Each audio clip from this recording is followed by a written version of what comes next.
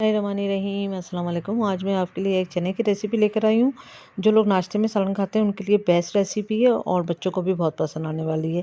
Recipe पसंद आए तो मेरे चैनल को सब्सक्राइब करना नहीं भूलिएगा। सब्सक्राइब का रेड बटन दबाइए, बराबर में दी गई बेल को क्लिक कीजिए ताकि हर नई रेसिपी आपके पास सबसे पहले आ जाए। अब आते हैं हम रेसिपी की तरफ। तो यहाँ पर हाफ़ कप के बराबर हमने कुकर में तेल डाला है और इसमें काली मिर्ची जाएंगी 10 अदद साबुत, लौंगे गई 2 अदद, दालचीनी की स्टिक गई 2 अदद और 3 अदद प्याज ली थी दरमियाने साइज़ की। और फिर उसको हमने पेस्ट बना लिया बिना प्याज के। फिर इसको हमने भूना है 4 से 5 मिनट, अच्छी भुनाई करेंगे।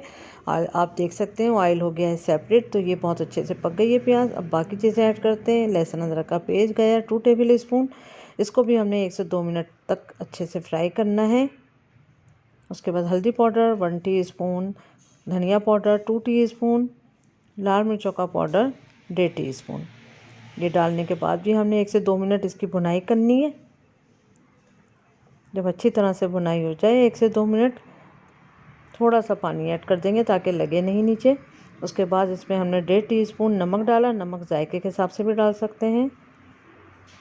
फिर इसको मिक्स कर दिया अच्छी तरह से। फिर हमने इसमें रात भर के भीगे हुए चने डाले हैं, काबुली चने 2 कप, मेजरमेंट वाले 2 कप भिगोए थे। फिर वो ज़्यादा ही हो जाते हैं, आपको पता है चने भीगने के बाद ज़्यादा हो जाते हैं। अच्छी तरह से इसको करा मिक्स। फिर इसमें हमने टमाटर डाला, 3 मीडियम साइज़ के टमाटर लिए थे, उनको हमने इसमें काट के डालते हैं। रफली ही काट के डालते हैं आप, क्योंकि अभी चने जो हैं वो बॉयल होंगे अच्छी तरह से, तो उसी में टमाटर भी पक जाएंगे।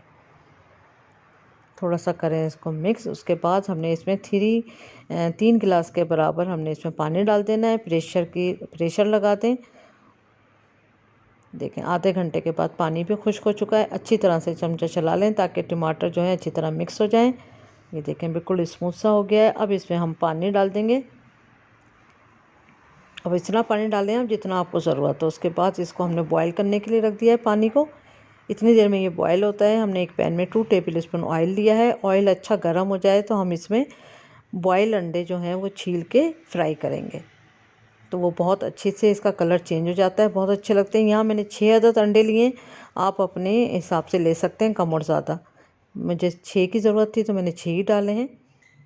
तो इसका कलर चेंज हो जाएगा, यहाँ तक हम इसको फ्राई करेंगे। ये देखें अच्छा गोल्डन कलर आ गया है और इसकी खुशबू भी बहुत अच्छी होती है, तो इसलिए इसको फ्राई करके ही डालें। उसके बाद पानी में बॉयल आ चुका है, अंडे मिक्स करें। फिर इसमें हमने हरी मिर्ची डाली 4 से 5 अदद साबुत। उसके बाद हरा धनिया बारीक कटा हाफ़ कप के बराबर डाल दें। अच्छी तरह से करें इसको मिक्स। आप देखें पानी जो है वो अब थोड़ा ही रह गया है।